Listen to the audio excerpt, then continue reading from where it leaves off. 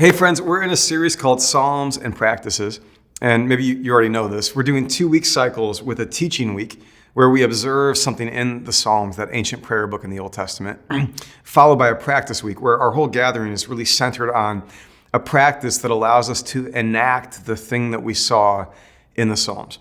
Well, this most recent week, in case you weren't with us, I just wanted to share with you the practice that we used in our gathering, sort of report back to you what we did and what we learned from it, in case you would like to take this into your own life apart from the gathering.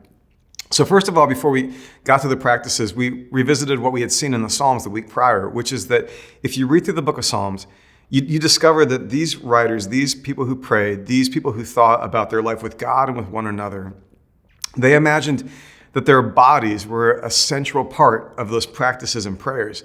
You read that they lift their hands in worship and they bow down their bodies in worship. And their flesh is crying out for God, not just their spirits.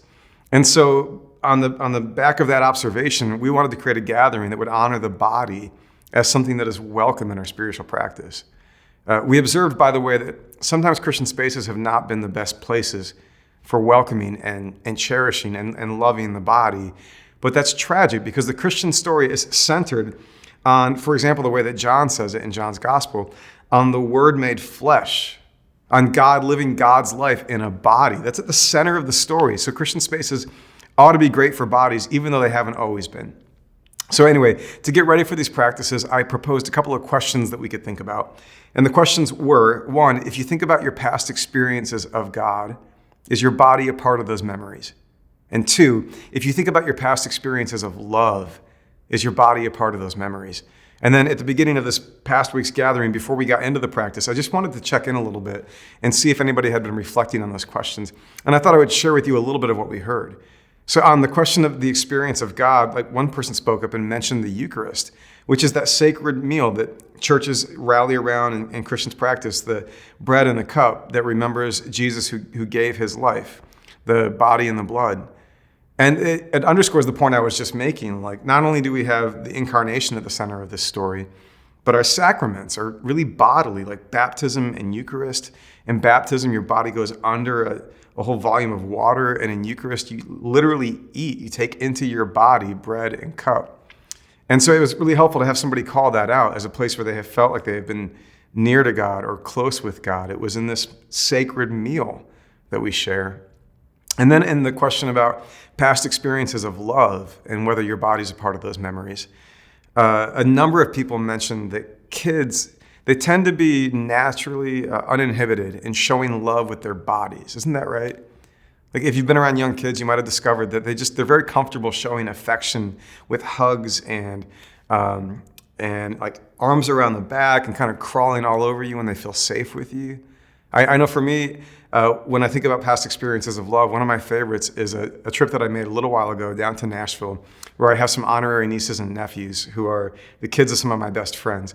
And they call me Uncle Jay, and they're very special to me, and they know that I love them very much. And so one of them, Haven, had a birthday party coming up.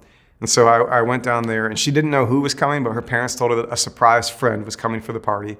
And so I got in late at night when Haven was asleep, and the next morning she was waiting outside my door to see who was sleeping in the guest room that had come to celebrate her birthday.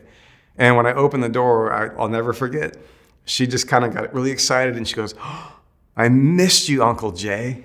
And she ran over, and I got down on my knees so I could meet her at eye level. And that's one of the best hugs I've had in a very long time.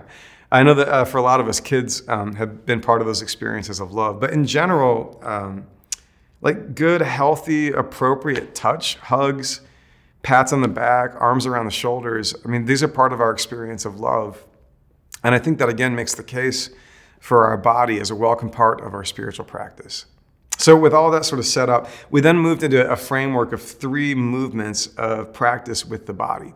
The first movement with a few practices was meant to help us just be present, to be actually present, fully present with our body, in our body.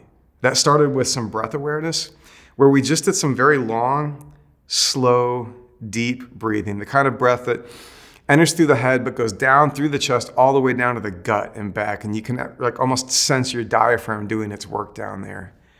And as we as a community began to just breathe slowly and deeply and pay attention to the things that we were feeling as we did that. I observed that, like, for example, the atmosphere around you, though it may seem empty, is very, very full.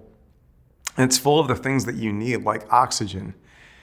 And that with very, very few exceptions, most of us have spent all of our lives in an atmosphere that has what we need in terms of oxygen. And that's not just there by default. It's there because of these processes that have been happening on our planet for billions of years, starting with microbes in the ocean and then the plants on land.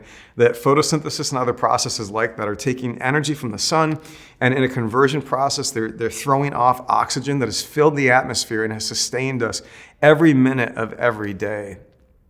So we sat with that thought for a moment as we kept breathing deeply all the way down through the chest, down to the gut, and back up. We talked about the fact that with every breath, an exchange happens in the chest, in the lungs, where blood that has been depleted of oxygen and has carbon dioxide gives up its carbon dioxide, and we exhale that. That with every exhale, we are giving away, giving back out to the world, everything that is spent and no longer for us. And then with every inhale, we are receiving a fresh dose of life-giving oxygen that goes to every one of the trillions of cells in our bodies. We also observed, as we breathed deeply and became present to our bodies, that in both Hebrew and Greek tradition, in the Old and New Testament, that when these writers spoke of what we translate as the Spirit of God, as spirit, that these writers used words like ruach in the Hebrew and pneuma in the Greek that literally mean breath or wind. Then moving on from breath awareness, we moved to a heartbeat meditation where we used our fingers on our necks or on our wrists to find that actual pulse in our body. And as we kept our finger on that pulse, we thought about how it is the heart that takes advantage and fuels that exchange in the lungs and pushes all of that good oxygen to every part of the body and then brings back all of that spent CO2. And we talked about how the heart is not just this organ in the chest that keeps us physically alive, but has often in the human imagination been the place where we locate passion, affection, love. We speak of being brokenhearted and full-hearted. We speak of wanting to have a heart-to-heart connection with one another. We speak of getting back to the heart, getting connected to the heart, of living from the heart, as if to say that we know that there's something inside us where purpose lives, where a sense of calling lives, where dreams come from. And that even on the days when that pulse feels faint or you're not sure it's there, maybe just like your heart, it has been sustained and propped up by life or energy or something sustaining beyond you that keeps you going. And even though you don't consciously think about your heartbeat very much and you don't will it to keep beating like a drum, it keeps beating like a drum, and it's a gift. We did a full body scan where we started at the feet and very slowly moved our awareness up from those feet that have been carrying us day after day, through the legs and the waist and the gut, the back and the chest, through the hands and the arms and the top of your shoulders where all of that tension lives, through the neck and to the head. And we relaxed our faces and we just tried to slowly become present to our whole body and pay attention where there was anything to be felt or known or noticed. And then after breathing deeply and sensing our heartbeat and paying attention to the whole body, we had an encouragement to say thank you for these vessels that we live our lives in. And I suspect for some in the room, the really potent thing was to say thank you to your body for being your body. And for others, I think the moving thing was to say thank you to God for sustaining this body.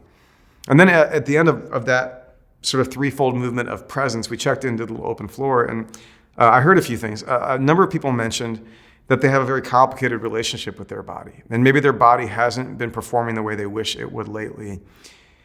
And yet, it was really meaningful for them to realize that in spite of that, it's good to say thank you to this body that is serving them.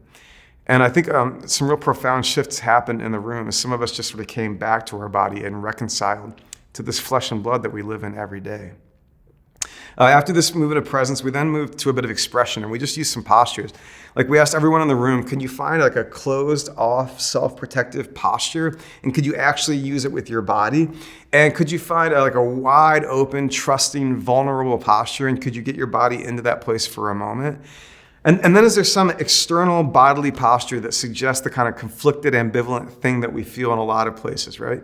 So we moved through these three postures. Everybody kind of found their own way to express these things in their bodies. And then in holding each posture, in holding a guarded, closed, protected posture, in holding an open, vulnerable posture, and a conflicted, ambivalent one, we simply asked, like, where in your life is this true of your inner disposition? Are there places, experiences, relationships where you feel really guarded and self-protected like you need to be? And it's just expression. Just use this bodily posture to think about those places. And same goes for open and vulnerable and trusting and conflicted. And we also asked, is there any place in particular in your life where you don't feel safe, like you can be vulnerable, but do you long to be? Maybe it's actually in your relationship with God where you wish this is where you were right now, but you're not. And we just use the body as a way to express that, because it's one thing to become present to your body. It's another thing to use your body to express something true. And then we moved from expression into formation. And we did a version of the Lord's Prayer, the one that goes, "Our Father in heaven, hallowed be your name." We did a version of that prayer where we used not just our words, but our bodies. And we stood up and we moved through these motions. And it was interesting. I did not expect this, but every gathering, when we did the Lord's Prayer with our bodies, people sort of erupted like clapping and cheering for this way of praying with the body. And I don't entirely know what that was. Maybe it was just interesting or different or fun. I think for some of us, we just had been on a real journey of like coming home to our bodies and then expressing something, to the point that when it was time to pray that Lord's Prayer, I think we were in a different place and perhaps feeling a little more connected to God or to that prayer or to one another. Anyway, I just wanted to report back to you what happened. It was a really good week for us in our gatherings, and it was really sacred to create a safe place for the body to be welcome. And I hope you can find a place for that in your own practice, maybe even this week, to say that your flesh and blood, whether it's working the way you wish it would or it isn't, whether you're proud of it or struggling with it, I hope you can find a way to come home to your body this week and to welcome your body into some spiritual practice. And may grace and peace be with you.